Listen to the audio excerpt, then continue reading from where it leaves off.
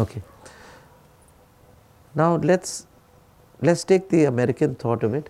Leonardo said, body immortality is very important and we are interested in body immortality.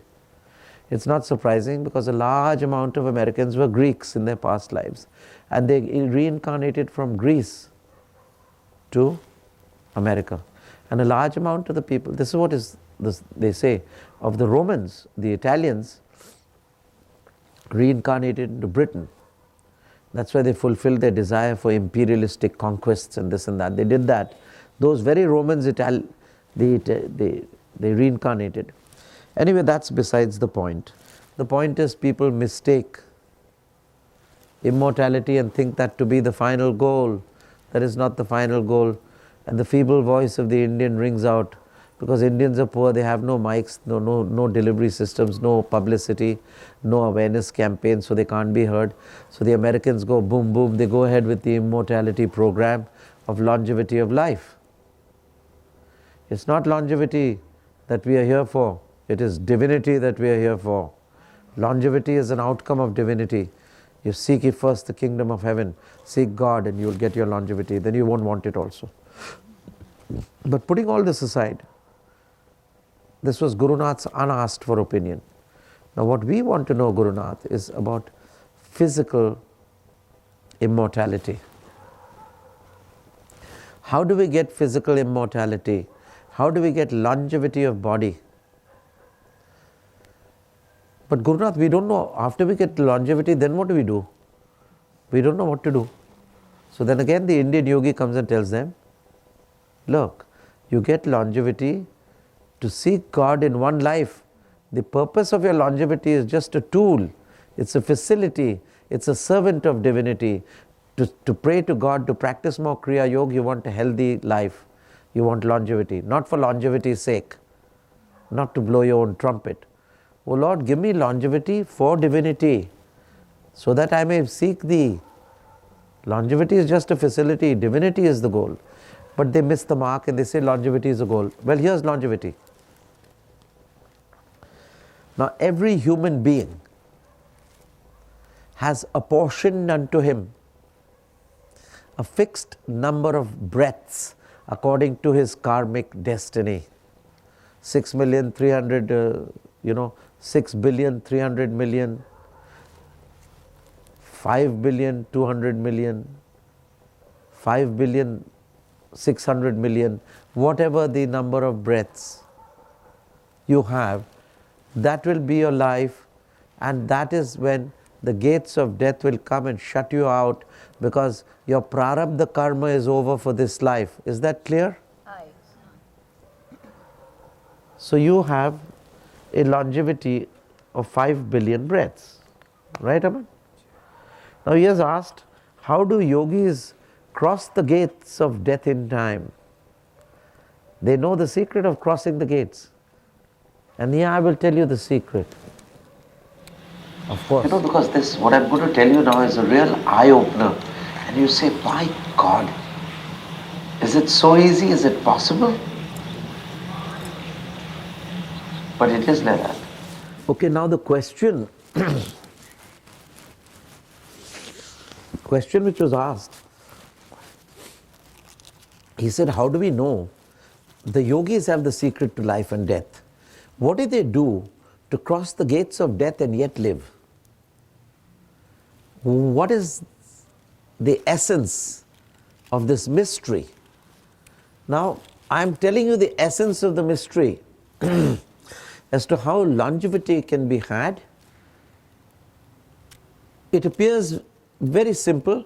It's easier said than done. But it's very simple.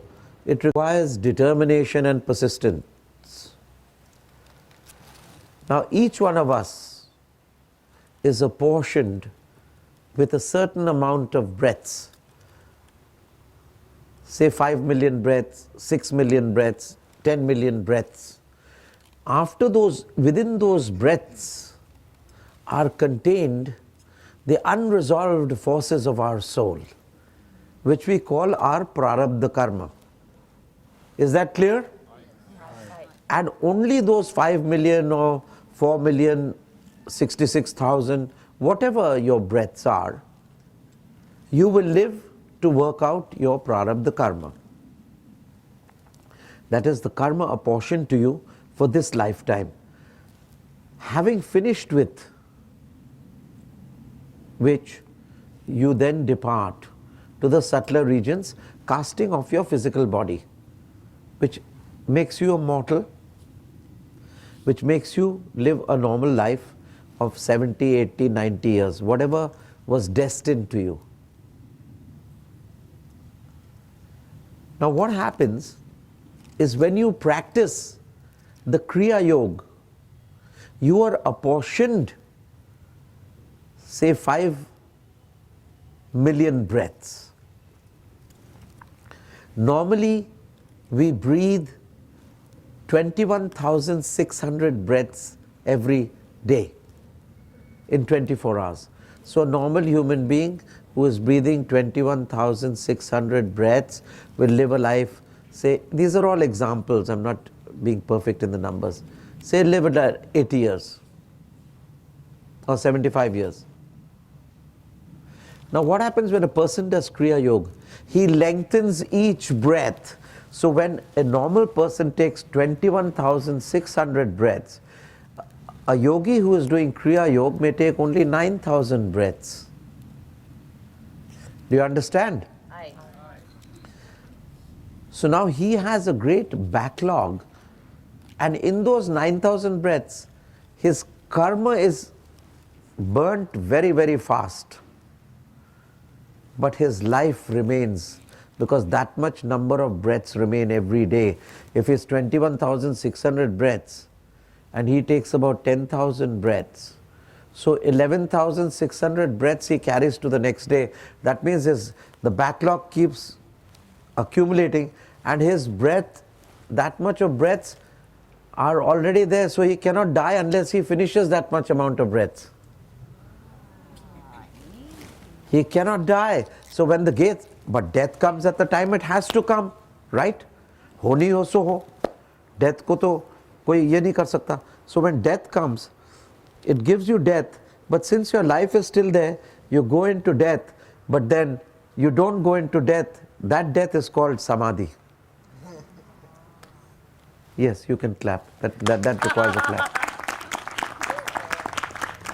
You didn't understand, they didn't understand, otherwise they would all clap. Do you understand?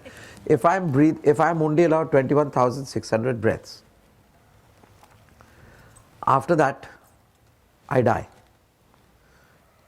In 21,600 breaths in one day, for example. But in that day, unless I finish 21,600 breaths, death will not come to me.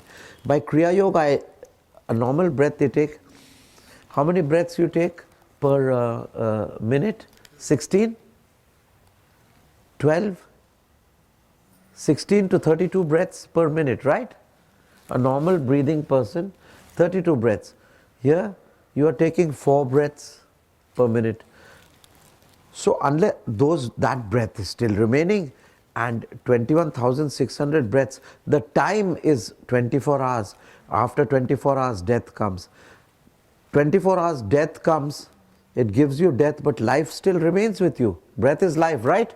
So that lengthened breath is still life with you. So you pass through the gates of death, you assimilate death, but you are conscious. That is called samadhi. Got it? That's why you should do Kriya Yoga. And that's how the great yogis and the great sages ward off death. It comes to them every time and they say, wait a minute. Not now, not now. Does that make scientific sense? Aye. So, suppose you had, in 24 hours, death was going to come to you. You had to finish that prarabdha karma. Now it's karma and death. You have to finish that karma of that much breath. You don't finish it. You pass through the gates of death in consciousness. So conscious death is samadhi. Conscious sleep is samadhi. You go into samadhi. When death comes, others die and they cast their bodies, but you go into samadhi because you still have life left in you. Because you have lived 10,000 breaths. where you were supposed to have lived in 24 hours, 21,600 breaths. You are only living 10,000 breaths. So you still have, at the end of the day of 24 hours, you still have 11,600 breaths. So death comes at that particular time.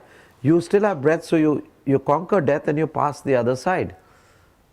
Now the question is, how do you pass? You pass in a state of samadhi. When death comes to you and you're breathing the long breath, death is the factor which gives you samadhi. No breath. And still the life is there with you. You go into samadhi, cross the gates of death, and then continue with your breath. Yes? Any questions? I have two questions. So the first one is, so when Markandeya is on the Shivling, is he at that moment, because he's crying out to Shiva, but is he basically breathing an exceptional, extraordinary duration of Kriya Yoga, and that's really what the soul cry is for Markandeya? Is this just... Well, in Markandeya's case, what comes to mind immediately, that he is not in a state of doing Kriya Yoga. He is not doing Kriya Yoga. He is already in Samadhi. He is already in Samadhi, means he has through prolonged Kriya Yoga accumulated that much life. If he has not, which appears as per the image, because then he would not need Lord Shiva. He by his own Kriya Yoga, death would pass him and he would go in Samadhi. But Lord Shiva came as a special boon. That means the life, the Samadhi of Lord Shiva was heavy upon him when death passed. Death is Kal. Shiva is Mahankal. Death is time. Shiva is the great beyond time. So Markandeya had crossed the space-time continuum and gone into the great beyond time. So he was faster than light, back to the future. Beautiful. Bravo. So my second question is, and even breathing normally, because the work you're doing on us is so significant, even in the satsang, especially in the satsang. Yes.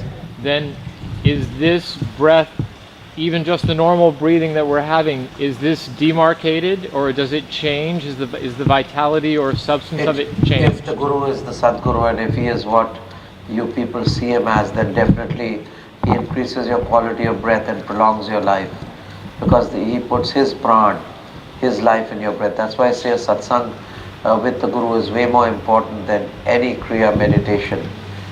When the Sadguru is there, if he is not there, then you continue with your Kriya meditation. So this is the secret how they pass the gates of death in time, because they lengthen their breath. And by they lengthening their breath, they shorten time. They lengthen they lengthen their breath, and they overcome time.